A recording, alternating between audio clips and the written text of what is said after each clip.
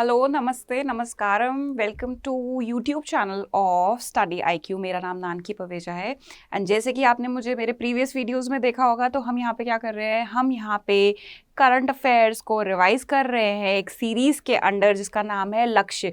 लक्ष्य से हम किसको टारगेट कर रहे हैं? हम टारगेट कर रहे हैं यूपीएससी सिविल सर्विस एग्ज़ाम, जो प्रिलिमिनरी एग्ज़ाम होने वाला है 5 जून 2022 को। और आपको पता है हम इस बारे में ऑलरेडी बात कर चुके हैं हमारे लेक्चर 1 में कि कितना इम्पॉर्टेंट है किसी भी एस्पिरेंट के लिए करंट अफेयर्स को रिवाइज करना, because current affairs is something which is indispensable part of the UPSC aspirants preparation. बिल्कुल एक ऐसा पार्ट है जिसको हम छोड़ नहीं सकते, इसको बिल्कुल मिस नहीं कर सकते। हमने ये बात भी देखी थी कि इकोनॉमी एक ऐसा सब्जेक्ट है, एक ऐसा पोर्शन है हमारे प्रिपरेशन का जहाँ पे almost 15 to 20% questions of the total 100 questions यहाँ से आते हैं। हमने ये भी देखा था कि किस प्रकार के क्वेश्चन आते हैं, और साथ ही साथ हम हर वीडियो जैसे जैसे आगे बढ़ रहे हैं लेक्चर्स के थ्रू हम ये सीखते जा रहे हैं कि किस तरीके से हम कंटेम्प्रेरी को, करंट अफेयर्स को स्टैटिक से लिंक करेंगे, कैसे करते हैं, करते जाएंगे, आगे भी सीखते जाएंगे हम। तो आइए स्टार्ट करते हैं हम आज के लेक्चर में, जिसमें हम financial markets and payment system के बारे में पढ़ेंगे। प्रीवियस 2 लेक्चर, जो मेरा लेक्चर 1 लेक्चर 2 था, वहाँ पे मैंने क्या कवर किया था? वहाँ पे हमने करंट अफेयर्स जितनी भी इंपॉर्टेंट न्यूज़ थी, आरबीआई बैंकिंग मॉनेटरी पॉलिसी से रिलेटेड, वो वहाँ पे कवर कर ली थी हमने लास्ट 2 लेक्चर्स में। आज हम एक नया टॉपिक उठाने वाले हैं और उससे रिलेटेड जितनी भी करंट अफेयर्स, जितनी भी न्यूज़ लास्ट 1 ईयर में इम्पॉर्टेंट हैं आने वाले एग्जाम के लिए, अब हम कवर करने वाले हैं।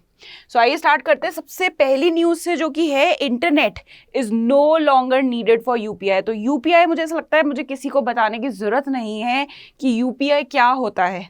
यूपीआई आई थिंक हमारी लाइफ का एक इंडिस्पेंसिबल पार्ट बन चुका है। सब के सब हम किसी ना किसी तरीके से, चाहे वो हमारे पेरेंट्स हो, हम हो, कहीं ना कहीं यूपीआई का किसी ना किसी फॉर्म में यूज़ कर ही रहे हैं। जो बताने वाली बात है, जो न्यूज़ है, वो ये है कि internet is no longer required. Internet की आवश्यकता नहीं है अब यूपीआई को रन करने के लिए। तो अभी तक हम क्या देख रहे थे, हमारे हाथ में स्मार्टफोन्स हैं। हमारे पेरेंट्स, हम इतने ब्लेस्ड हैं कि हमारे पेरेंट्स ने हमको स्मार्टफोन लेके दे रखे हैं। स्मार्टफोन में हमने ऐप्स डाउनलोड करी हुई हैं जिसके थ्रू हम फाइनेंशियल ट्रांजैक्शंस को कंडक्ट करते हैं। और जो सपोर्टिंग इंफ्रास्ट्रक्चर, सपोर्टिंग सिस्टम है, वो कौन प्रोवाइड करता है? इंटरनेट। मतलब जो यूपीआई है अभी तक किसके थ्रू, किसके ऊपर रन कर रहा था? इंटरनेट अवेलेबिलिटी के ऊपर। लेकिन आरबीआई एक नए मैकेनिज्म के साथ आया है, एक एडेड नए फीचर के साथ आया है, जहाँ पे जो नॉन स्मार्टफोन यूजर्स है, जिसको फीचर फोन कहते हैं, जो कि अभी तक हमारे दादाजी नानी जी के हाथ में आज तक आप देख रहे होंगे, वो छोटे से नोकिया 1100 फोन, उनको फीचर फोन कहते हैं, वो स्मार्टफोन्स नहीं हैं। तो उन लोग जो जिनके हाथ में अभी तक फीचर फ़ोन है, स्मार्टफोन्स नहीं है, वो लोग किस तरीके से यूपीआई को यूज़ करें, उसके लिए आरबीआई एक नया फीचर लेके आए हैं जिसको यूपीआई 1 2 3 पे कहा जाता है, कहा जाएगा, जिसमें इंटरनेट की आवश्यकता नहीं होगी कोई भी ट्रांजैक्शन कंडक्ट करने के लिए। तो नेक्स्ट क्वेश्चन जो आपके दिमाग में आना चाहिए वो ये आना चाहिए कि अगर इंटरनेट नहीं चाहिए तो किस तरीके से ट्रांजैक्शन कंडक्ट करी जाएगी without the help of internet. Internet की हेल्प के बिना किस प्रकार से यूपीआई को रन किया जाएगा? तो यूपीआई को रन करने के 4 अलग अलग ऑल्टरनेटिव्स प्रोवाइड किए हैं आरबीआई ने इस न्यू फीचर में। और वो 4 नए ऑल्टरनेटिव्स क्या हैं? वो 4 नए ऑल्टरनेटिव्स हैं IVR, that is interactive voice response. The next is app-based functionality, missed call facility, and the last is proximity sound-based payment system. तो फर्स्ट वाला एक एक करके कवर कर लेते हैं कि ये क्या सिस्टम्स हैं। तो IVR क्या होता है? इंटरैक्टिव वॉइस रिस्पॉन्स, जिसमें आप एक फ़ोन करेंगे हेल्पलाइन नंबर पे, वहाँ पे वो लोग आपको गाइड करेंगे, आपकी UPI डिटेल्स आपसे लेंगे, जो भी नंबर और डिजिट्स और क्रेडेंशियल्स चाहिए हमें ट्रांजेक्शन करने के लिए वो आपसे लेंगे और वो आपका ट्रांजेक्शन कंप्लीट करेंगे आपके बिहाफ पे। तो ये तो हो गया IVR। नेक्स्ट है ऐप बेस्ड फंक्शनैलिटी। ऐसा नहीं है कि सिर्फ स्मार्टफोन्स में ही हम ऐप को इंस्टॉल कर सकते हैं, नॉन स्मार्टफोन्स जो फीचर फोन्स होते हैं उसमें भी ये फैसिलिटी होती है कि हम एक बेसिक लेवल के ऐप्स इंस्टॉल कर सके। तो जो सेकंड तरीका है यूपीआई को यूज़ करने का फीचर फ़ोन यूज़र्स के लिए वो ये है कि वो ऐप इंस्टॉल करे और उस ऐप की मदद से ट्रांजैक्शन को कंडक्ट करें। ये 4 चीज़ें पता होना आपके लिए बहुत ज़्यादा इंपॉर्टेंट है। कोई ना कोई स्टेटमेंट बना के पूछ लिया जा सकता है इसके थ्रू, तो आपको पता होना चाहिए कि किस तरीके से हम UPI को यूज़ कर सकते हैं without the help of internet also. Next is missed call facility. Missed call facility क्या होती है? आप मिस्ड कॉल मारेंगे, एक प्रिस्क्राइब नंबर आपको दिया जाएगा, उस पर आप मिस्ड कॉल देंगे और उसके बाद आपको वहाँ से ऑप्शन आएंगे कि लेट्स सपोज ऑप्शन नंबर 1 एक दबाइए किस लिए? अगर आपको फंड्स भेजने हैं। 2 दबाइए अगर आपको फंड्स रिसीव करने हैं, एंड सो ऑन। तो missed call facility on a helpline number, ठीक है। And last is proximity sound based payments. तो ये क्या होता है? ये जस्ट वैसे ही वर्क करेगा जैसे कि हमारे फ़ोन में ब्लूटूथ वर्क करता है। ब्लूटूथ क्या यूज़ करता है? रेडियो वेव्स का यूज़ करता है। ब्लूटूथ जो फैसिलिटी होती है, फिनोमेना होता है हमारे फ़ोन में। So what do we do is कि with the help of waves हम फोटोज़ या डॉक्यूमेंट्स ट्रांसफ़र करते हैं एक फ़ोन से दूसरे फ़ोन में। So proximity based sound based payment system में भी अल्ट्रासाउंड वेव्स का यूज होगा। इसके लिए भी सेम वही मैकेनिज्म यूज होगा कि 2 फोन्स आपस में क्लोज होने चाहिए, प्रॉक्सिमिटी में होने चाहिए, एक दूसरे के नज़दीक होने चाहिए, and with the help of ultrasound waves ये ट्रांजैक्शन कंडक्ट किया जाएगा। तो ये 4 तरीके हो गए। तो ये तो इसके साथ तो हो गया हमारा कंटेम्प्रेरी पोर्शन कवर। करंट से क्या पढ़ना था वो मैंने आपको बता दिया। अब इस न्यूज़ से रिलेटेड हमें स्टैटिक पोर्शन क्या कवर करने आइए वो भी देख लेते हैं। तो स्टैटिक में हमको पढ़ना है कि UPI व्हाट, व्हाई, व्हेन, क्यों आया, कब आया, कैसे आया, ठीक है। फिर इसी से रिलेटेड एक बहुत इंपॉर्टेंट ऑर्गेनाइजेशन है NPCI, जो कि रिटेल पेमेंट्स के लिए एक अम्ब्रेला ऑर्गेनाइजेशन है, ठीक है ना। रिवाइज हो रहा है ना बढ़िया से, जैसे जैसे हम न्यूज़ को कवर करते जा रहे हैं। तो इसी तरीके से हम स्टैटिक पोर्शन भी कवर कर रहे हैं। तो NPCI को रिवाइज करना है। क्या NPCI क्या है, क्या उसके फंक्शंस हैं, क्या एक वो स्टैट्यूटरी अथॉरिटी है या वो एक कॉन्स्टिट्यूशनल बॉडी है, किसी एक्ट के अंतर्गत लाई गई थी, कब लाई गई थी, ये सब चीज़ें आपको इस न्यूज़ के साथ कवर करनी है। तो ये फर्स्ट न्यूज़ थी जो हमने कवर कर ली है। और साथ ही साथ अगर कोई UPI पेमेंट से रिलेटेड कोई एक इम्पॉर्टेंट ट्रेंड है जो इकोनॉमिक सर्वे में, या कोई important piece of information economic survey में प्रोवाइड किया गया है, तो वो भी कवर करना है। और वो इम्पॉर्टेंट ट्रेंड क्या है, ये देखिए ग्राफ प्रोवाइड किया गया है कहाँ पे, जो इकोनॉमिक सर्वे है इस बार का 2021 का जो इकोनॉमिक सर्वे है उसमें प्रोवाइड किया गया था। और ये ट्रेंड, ये ग्राफ आपको क्या बताता है, ये आपको शो कर रहा है volume plus value of transactions conducted over UPI। Value मतलब कितने पैसे, कितने रुपए, 100, 250, 500, 1000, कितना वैल्यू, और वॉल्यूम हो गई कितने नंबर ऑफ ट्रांजेक्शन्स UPI द्वारा कंडक्ट किए गए हैं लास्ट 5 साल में, 2016 ऑनवर्ड्स। तो अगर आप देखेंगे तो एक ट्रेंड फॉर्म हो रहा है। एक ट्रेंड क्या फॉर्म हो रहा है? That both the value and volume of transactions is consistently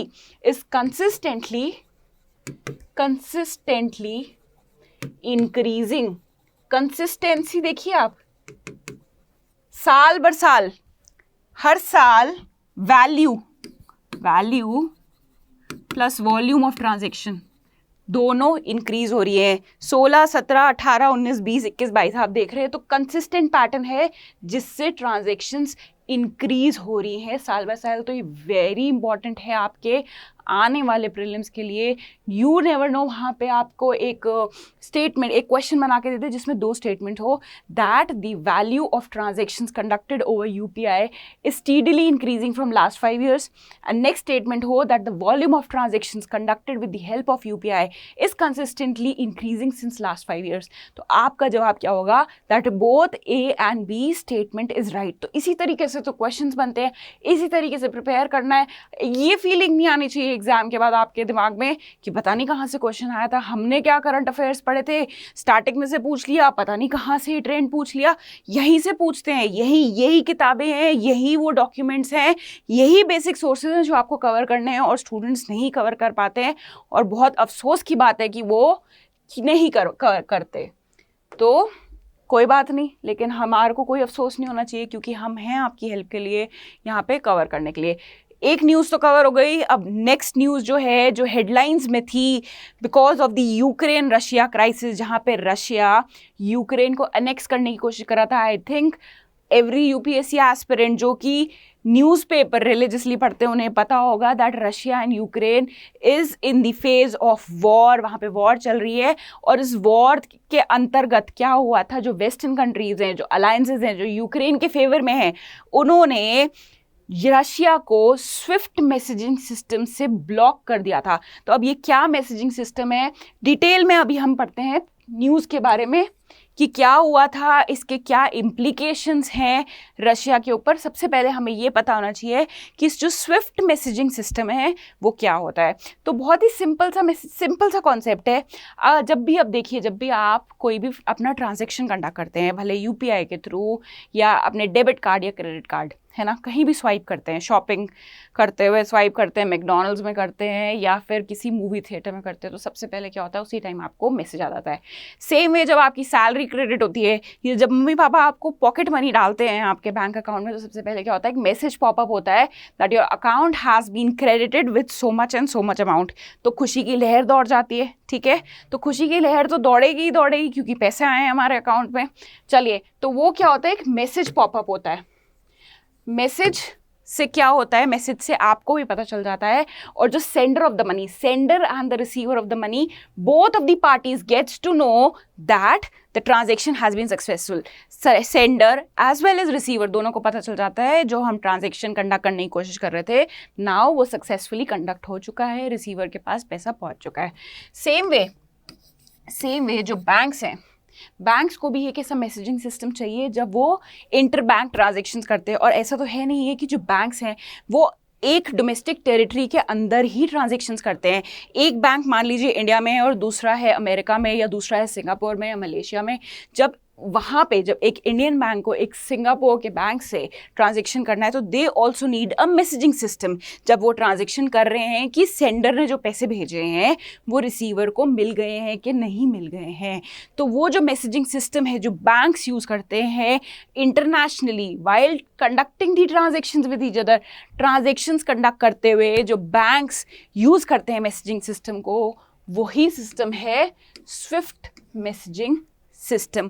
अब अगर मान लीजिए रशिया को ब्लॉक कर दिया गया है स्विफ्ट मैसेजिंग सिस्टम से, तो इसके क्या इम्प्लीकेशंस होंगे, जबकि ये पूछा नहीं जाएगा प्रीलिम्स में, लेकिन फिर भी आपको एक, जब आप प्रिपरेशन करें तो एक हॉलिस्टिक तरीके से करना चाहिए, हर डायरेक्शन को आपको, हर डायमेंशन को कवर करना चाहिए। तो क्या क्या इम्प्लीकेशन होगा। सो फर्स्ट इम्प्लीकेशन जो होगा कि जो वहाँ के बैंक्स हैं, जो रशिया में एसोसिएटेड या सिचुएटेड बैंक्स हैं, वो ट्रांजेक्शन किस तरीके से कंडक्ट करेंगे। उनके पैसे भेजने की फैसिलिटी पे रोक नहीं लगाई गई है, बट द मैसेजिंग सिस्टम, जिससे वहाँ के सेंडर्स या रिसीवर को पता चलता था कि पैसे भेज दिए गए हैं या पैसे रिसीव हो गए हैं, वो उन्हें नहीं पता चलेगा। तो मतलब एक बहुत बड़ा एक ग्लिच, एक बहुत बड़ा रोड ब्लॉक क्रिएट किया गया था रशिया के लिए वेस्टर्न कंट्रीज़ द्वारा, सो दैट वो वॉर को छोड़ दें। तो क्या कोशिश करी गई थी कि उनकी इकॉनमी को ब्रेक डाउन करने की कोशिश करी गई थी। बट चलिए, वो एक अलग ही टैंजेंट है, वो इंटरनेशनल रिलेशंस में हम डेप्थ में पढ़ेंगे। अभी हमें क्या पता होना चाहिए कि जो स्विफ्ट मैसेजिंग सिस्टम है वो क्या है।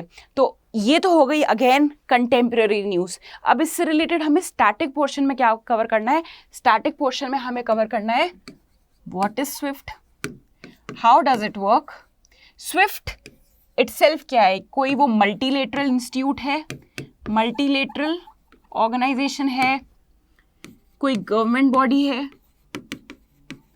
या कोई सोसाइटी है, एनजीओ है। ये सब चीज़ों की क्लैरिटी आपको होनी चाहिए। साथ ही साथ आपको ये भी पता होना चाहिए क्या एवरी इंडिविजुअल कंट्री, जो इंडिविजुअल कंट्रीज़ हैं, उनके पास उनके खुद के कोई मैसेजिंग सिस्टम्स हैं क्या इंडिया के पास, मान लीजिए कभी ऐसा ना हो कि इंडिया को ब्लॉक कर दिया जाए स्विफ्ट सिस्टम से, does India have any alternative, India के पास कोई ऑल्टरनेटिव है कि नहीं है। ये सारी चीज़ें आपको पता होनी चाहिए कि वर्ल्ड वाइड जो प्रोमिनेंट कंट्रीज़ हैं उनके पास ऑल्टरनेटिव सिस्टम्स हैं तो कौन से हैं, उनका क्या नाम है। तो ये चीज़ें आपको इस पर्टिकुलर न्यूज़ स्निपेट के स्टैटिक पोर्शन में कवर करनी है। तो आप देख रहे होंगे कि कितनी आसानी से हम कंटेम्प्रेरी को स्टैटिक से लिंक करते चल रहे हैं। और यही स्ट्रैटेजी आपको ना कि सिर्फ इकोनॉमी बल्कि बाकी सारे सब्जेक्ट्स में भी यही होता है। आप न्यूज़ पढ़ो, न्यूज़ पढ़ लिया आपने, उसको समझ लिया, अच्छा अब ये हो रहा है, बाद में जाओ, go back to your basic books और वहाँ जाके रिवाइज कर लो, ताकि आपका स्टैटिक पोर्शन भी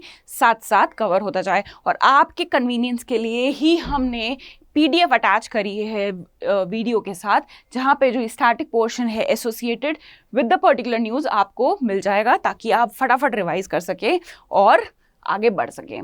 next news is market infrastructure institution. Now SEBI, तो न्यूज़ है जो सेबी है, securities exchange board of India, उन्होंने NSE that is national stock exchange को मार्केट इंफ्रास्ट्रक्चर इंस्टीट्यूशन का दर्जा दिया है। तो बाद की बात बाद में करेंगे, पहले हमें समझना है कि मार्केट इंफ्रास्ट्रक्चर इंस्टीट्यूशन होता क्या है। सबसे पहले तो इसको हम ब्रेक करते हैं। पहले तो हमें पता होना चाहिए कि इंफ्रास्ट्रक्चर क्या होता है। तो इंफ्रास्ट्रक्चर कोई सी भी फैसिलिटी, कोई सा भी फ्रेमवर्क, एक फैसिलिटी हो गई, एक फ्रेमवर्क हो गया, that provide you the facilities to conduct something, right. और एक ऐसा इंफ्रास्ट्रक्चर, एक ऐसा इंस्टीट्यूशन जो मार्केट को फंडामेंटल्स प्रोवाइड कर रहा है, मार्केट को फैसिलिटीज, मार्केट वाली मार्केट की बात नहीं कर रहे हैं यहाँ पे, जहाँ पे आप गोभी और टींडे खरीदने जाते हैं या अपने सर्फ खरीदने जाते हैं, वो वाला मार्केट नहीं। When I am saying market, यहाँ पे by the word market I mean capital market. Capital market क्या हो गई? कैपिटल मार्केट वो मार्केट हो गई जहाँ पे हम फाइनेंशियल इंस्ट्रूमेंट्स की ट्रेडिंग करते हैं for the monetary gains. So you have to be very clear, कौन सा मार्केट यहाँ पे? We are referring to capital market. And what is capital market? ये अब आपको जाके खुद रिवाइज करना है स्टैटिक पोर्शन में। सो मार्केट इंफ्रास्ट्रक्चर इंस्टीट्यूशन का दर्जा दिया गया है सेबी द्वारा, किसको? NSE को। तो क्यों दिया जाता है ये और कैसे दिया जाता है, ऐसे क्यों, क्या क्या ऐसा इन्होंने किया होता है कि ऐसा स्टेटस इनको मिला जाए? तो इनकी ग्रोथ, इनकी सर्विसेज या इनकी इम्पोर्टेंस टू द इकोनॉमी, इनकी इम्पोर्टेंस टू द इकोनॉमी के बेसिस पे ऐसा इनको स्टेटस प्रोवाइड किया जाता है कि जो कि रिसेंटली किसको मिला है? NSE को। अब इस न्यूज़ के साथ हमें क्या स्टैटिक पोर्शन कवर करना है, क्या चीज़ें पढ़नी है, हमें पता होना चाहिए। सबसे पहले तो NSE क्या है, what, why, when was it established, why was it established, is it a government company.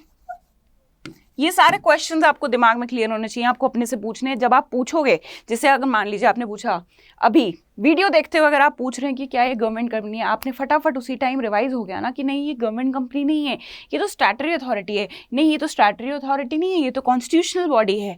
तो साथ साथ करते जाएंगे रिवाइज, तो आपके ऊपर क्या पाइल अप नहीं होगी चीज़ें। तो गवर्नमेंट कंपनी हो गई, व्हाट, अच्छा, सो गवर्नमेंट कंपनी है, व्हेन वाज एस्टैब्लिश्ड मतलब कौन से ईयर में, इसके फंक्शंस क्या हैं, इसके फंक्शंस क्या हैं, कोई एक्ट है इसके पीछे, ठीक है। Next is you have to talk about what is SEBI, whether a statutory body और a constitutional body, the act behind it plus इसके functions. Last but not the least आपको क्या पता करना है, कैपिटल मार्केट क्या होती है and how it is different from the money market. What is the difference between, first is you have to talk about or read about capital market and how it is different from money market. तो हो गया ना इसमें भी static portion कितना सारा cover. तो बस ऐसे ही करना है, इजी है, कुछ भी डिफिकल्ट तो है नहीं है, बस एक तरीका आना चाहिए हमको पढ़ने का, और वो तरीका हम है ना आपको गाइड करने के लिए। नेक्स्ट न्यूज़ है माइक्रो फाइनेंस रेगुलेशंस। तो RBI ने अभी क्या किया है, एक नई रेगुलेशंस इशू करी है माइक्रो फाइनेंस से रिलेटेड। माइक्रो फाइनेंस को गवर्न करते हुए एक नई रेगुलेशन आई है। तो फिर से वही वाली बात, न्यूज़ के बारे में बाद में पढ़ेंगे, पहले हमें पता चलना होना चाहिए कि माइक्रो फाइनेंस क्या होता है। जिससे आपको नाम से ही समझ आ रहा होगा, माइक्रो फाइनेंस मतलब छोटा, माइक्रो इज छोटा, फाइनेंस इज प्रोवाइडिंग मनी। तो माइक्रो फाइनेंस ऐसा प्रकार का फाइनेंस होता है जो कोलेटरल फ्री होता है, collateral free and it is provided to those households. ऐसे घर बार को ये दिया जाता है जिनकी annual household income is not more than 3 lakhs per annum। Micro finance क्या होता है? फाइनेंस मतलब लोन, उन फैमिलीज को लोन दिया गया हो जिनकी annual household income is not more than 3 lakh rupees. Also it is a collateral free loan. Collateral क्या होता है? जहाँ पे कोई चीज़ आपको जब भी लोन लेने जाते हैं तो आपको एज अ सिक्योरिटी कोई चीज़ आपको गिरवी रखनी पड़ती है। जैसे कि पुरानी मूवीज़ में एक माँ होती थी जिसका बच्चा बीमार होता था, जो जाके अपने सोने के कंगन एक विलन के पास रख के आती थी, गिरवी रख के आती थी। तो वही सोने के कंगन होते हैं कोलेटरल, जो कि प्रोवाइड करने होते हैं जब हमें लोन लेना होता है। बट माइक्रो फाइनेंस के अंडर हमें कोई सा भी कोलेटरल प्रोवाइड नहीं करना होता है, and that is what is called micro finance. And इसी से रिलेटेड रेगुलेशंस को रिवाइज किया है रिसेंटली आरबीआई ने। तो क्या रिविजन किया गया है? तो रिविजन ये है कि now RBI has provided freedom to the institutions to fix the rate of interest। इससे पहले RBI ने रेगुलेट किया हुआ था रेट ऑफ इंटरेस्ट, जो कि इंस्टीट्यूशन, जो बैंक्स हैं, वो चार्ज करती थी to the borrowers of money. लेकिन अब RBI ने फ्रीडम प्रोवाइड करी है to the lender of money, मतलब बैंक्स को फ्रीडम दी गई है कि वो अपने आप अपना रेट ऑफ इंटरेस्ट चार्ज कर सकते हैं, but the rate of interest should not be exorbitant. ऐसा नहीं होना चाहिए कि भाई सामने वाले का एक्सप्लॉयटेशन हो। मतलब फ्रीडम दी गई है तो साथ साथ आरबीआई ने ये भी बोला है कि भाई उसका मिसयूज मत करना, कि ये ना हो कि आपको फ्रीडम दी गई है तो अब आप 20% या 25% पे ब्याज पे किसी को लोन दे रहे हैं, ऐसा नहीं। Next, they have revise the annual household income to rupees 3 lakhs from 1.25 in rural and 2 lakhs in urban area। अभी हमने पढ़ा था ना, माइक्रो फाइनेंस क्या होता है? उन फैमिलीज को दिया जाता है कोलेटरल फ्री लोन जिनकी annual household income 3 lakh से ऊपर नहीं होते। इससे पहले जो लिमिट थी वो ये थी, रूरल एरियाज में 1.25 लाख एंड अर्बन एरिया में 2 lakhs। But now the limit has been revised, the new limit is rupees 3 lakhs and the last regulation is that there will be no fine on the early payment of loan। मान लीजिए आपने 1 साल के लिए loan लिया था 1 लाख रुपए का, ठीक है ना, कि आप 12 महीने में इंस्टॉलमेंट में उसको रीपे कर देंगे। बट 8वें महीने में ऐसा हुआ कि आपकी लॉटरी लग गई, आपको लगा कि मेरे को क्यों बैंक का पैसा रखना है, और आप वो लोन वापस चुकाने जा रहे हैं। तो पहले तो ऐसा होता था कि उस पर फाइन लगता था, फीस लगती थी अर्ली रीपेमेंट ऑफ लोन पे। बट अब से as per the new guidelines, as per the new regulations, ये गाइडलाइंस आई हैं कि नाउ अगर कोई भी व्यक्ति, कोई भी इंसान अगर रीपे कर रहा है loan before the time, before the maturity, तो उस पर they will be no fees. तो ये तो हो गई हमारी न्यूज़। हमने देख लिया कि क्या रेगुलेशंस चेंज करी गई हैं। अब हमें इससे रिलेटेड स्टैटिक पोर्शन जो कवर करना है वो ये है कि कौन सी वो अथॉरिटीज़ हैं that are allowed to give micro finance loans. क्या सिर्फ शेड्यूल कमर्शियल बैंक्स, क्या पेमेंट बैंक्स भी दे सकते हैं, क्या स्मॉल फाइनेंस बैंक्स भी माइक्रो फाइनेंस प्रोवाइड कर सकते हैं, क्या रीजनल रूरल बैंक्स प्रोवाइड कर सकते हैं? ये सब चीज़ें आपको खुद से तैयार करनी है, क्योंकि ये आपका हो गया स्टैटिक पोर्शन। एंड जब आप ये सारी चीज़ें प्रिपेयर कर लेंगे तो आपका ये एक टॉपिक ऐसा है जो डन हो जाएगा। चलते हैं हम लास्ट न्यूज़ की तरफ। जो लास्ट न्यूज़ है आज के टॉपिक में से वो ये है कि RTGS एंड नेफ्ट है जो system, now they can be use by non banking entities as well. तो अगर हम फाइनेंशियल मार्केट को ब्रॉडली कैटेगराइज करें तो एक होते हैं बैंक्स, ठीक है ना, एक होते हैं बैंक्स, एक होते हैं नॉन बैंक्स, जिनको हम NBFCs भी बोलते हैं, ठीक है। दो ये बैंक्स नहीं होते हैं but they perform the functions which are almost similar to banks. ये बैंक्स नहीं हैं अपने आप में, लेकिन ये ऐसे ही फंक्शंस प्रोवाइड करते हैं, वही फैसिलिटीज़ प्रोवाइड करती हैं जो कि एक बैंक्स प्रोवाइड करते हैं। सो इस तरीके से हम कैटेगराइज कर रहे हैं। तो अभी तक क्या था, सिर्फ बैंक्स को अलाउड था RTGS एंड नेफ्ट सिस्टम में पार्टिसिपेट करना। अब ये RTGS एंड नेफ्ट सिस्टम क्या है? ये एक ऐसा सिस्टम है जिसके थ्रू हम ट्रांजेक्शन्स कंडक्ट करते हैं, हम मनी ट्रांसफ़र करते हैं from one account to the another account. So RTGS and NEFT was only available for banking facilities or the banks, but now the services has been extended to non-banking institutions also। अब non-banking institutions भी इसको avail कर सकेंगे। अब आपको क्या पता करना है स्टैटिक पोर्शन में, ये तो हो गई न्यूज़, इसमें बहुत ज़्यादा हमें डीप डिग नहीं करना है। स्टैटिक चलिए लिंक करते हैं। तो आपके अकॉर्डिंग क्या होना चाहिए? आई थिंक अभी तक तो आपको लिंकेजेस आ गए होंगे किस तरीके से हमें लिंक करना है इस वाली न्यूज़ को। तो हमें स्टैटिक पोर्शन में जाके क्या पढ़ना है? What is NEFT, what is RTGS and what is IMPS। ये 3 चीज़ें बहुत इंपॉर्टेंट है हमारे लिए प्रिपेयर करना तीनों को। और इन तीनों में डिफरेंसेस क्या हैं, तो फिर से आपकी कन्वीनियंस के लिए, क्योंकि अब मुझे पता है बहुत कम टाइम रह गया है, इसलिए हम फैकल्टीज़ कोशिश करते हैं कि ज़्यादा से ज़्यादा जहाँ आपकी हेल्प कर सके तो करें।